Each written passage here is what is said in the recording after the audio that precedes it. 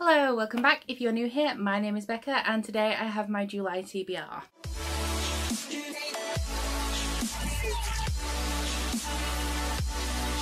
Now we're having a little bit of a catch-up month because there are a few announcements. Not that really I need to make, but just so you're aware of what I'm going to be doing in the future. The first one, well, they're both readathon related, but the first one will be that the Newts is taking place in August, which is the follow-up to the Owls readathon. They're like the Harry Potter examination ones and they take place for a full month.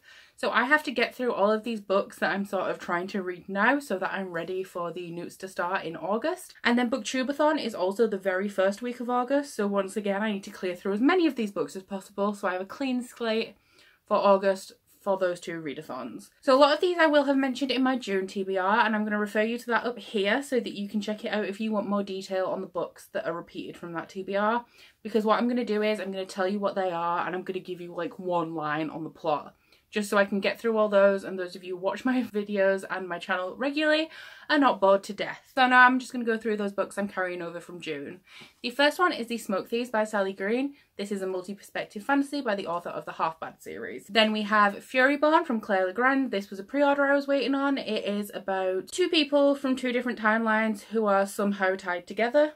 Don't really know much more than that. Call Me By Your Name by Andre Aciman. This is also going to be Ryan's recommendation for July just because he really wants the book back and I've had it borrowed since April now. And this is a book about two gay people. There's a peach scene. It's a movie.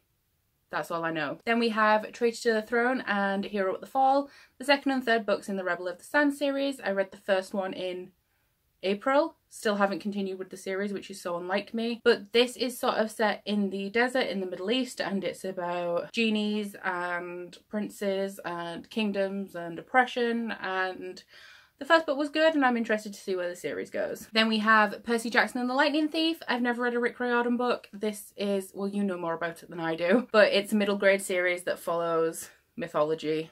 I'm assuming Greek mythology in this one, and obviously Rick Riordan writes loads of middle grade series about different types of mythology and I really like mythology. Then we have Elantris by Brandon Sanderson. This is the book I selected from my try chapter tag that I did in like April. Still haven't started this. It's the first book in Brandon Sanderson's Cosmere and it is a standalone. Ready Player One, Ryan's recommendation from May that I still haven't started, and this is a virtual reality sci-fi that was turned into a movie and it seemed really good and I like virtual reality sci-fi, so I'm mad that I haven't read this yet. And then that is it for the ones I'm carrying over from June. And so I have 5 more books I plan to read or at least get started on in July. The first one is Linger, which is the second book in the Wolves of Mercy Falls series by Maggie Stiefvater. This is a book about werewolves. Surprisingly, I'm less than 100 pages away from finishing Shiver as I film this and I do actually really like it. It's not what I expected. Bit of a different take on werewolves. I really like Maggie Stiefvater's writing styles and I would highly recommend the audiobook, at least for the first book of this series, because I believe that they maybe changed the narrators for the second one. But the audiobook for the first one is really good and I'm surprisingly into this series. And this one is for the continuation of my 2018 goals to read the oldest book on my Goodreads shelves. Then we have Knocked Up by My Nunga Nungas by Louise Renison. This is the third book in the Confessions of Georgie Nicholson series, which I'm sure you may remember was my favourite series as a child, but I never read the last book, so now I'm going back and rereading them all so that I can actually read that book that I never read when I should have done. And it's kind of really short, young adult bordering on middle grade, and it's in diary entries, so I just fly through these and I'm trying to read one a month. Then we have the chunky beast that is Queen of Shadows by Sarah J Maas. As some of you will know, I am hosting a read-along for the Throne of Glass series to read one book every month up until Kingdom of Ash is released in, I believe, October. So this is the 4th book in the core series, but the 5th book we're reading for the read-along because we also read Assassin's Blade. And as you know, this series is about an assassin. Can't tell you much about the 4th book apart from Heir of Fire. The last half of Heir of Fire going into Queen of Shadows is where the series really picks up for me, and I think Empire of Storms may be my favourite in the series so far. So I am excited to get back into these now that I'm at the parts of the series that are my favourite. And then we have 2 books that I don't own. The first one is Lifelike by Jay Kristoff, which is, to be honest, I'm not really sure apart from there's a character called Lemon Fresh who I believe may be an android. And it is a sci-fi. It's by Jay Kristoff. As you all know, I absolutely love Nevernight and I've been waiting for this for ages. I pre-ordered it in April because I thought it was released in May, but then the date was pushed back to for the UK to July.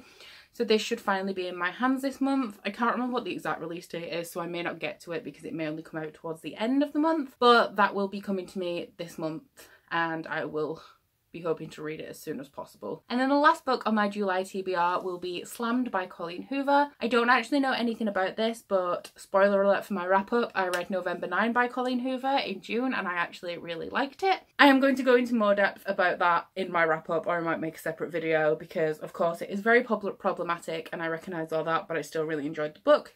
But it made me want to read everything by Colleen Hoover. So I've reserved Slammed, which is her first ever published book, from my library.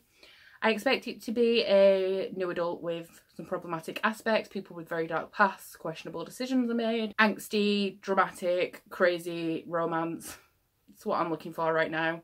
So I'm hoping that that reservation will come in at some point in July and I can read another one of her books. But that's everything for my July TBR. I am sorry it's such a quick one, but I really didn't want to bore you with all the details of books I've already talked about.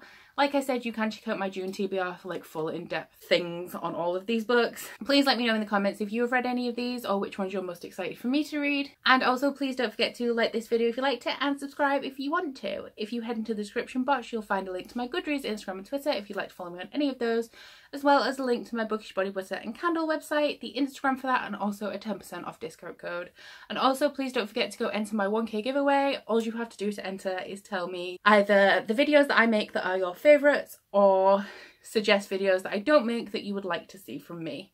But that's it from me today. Bye!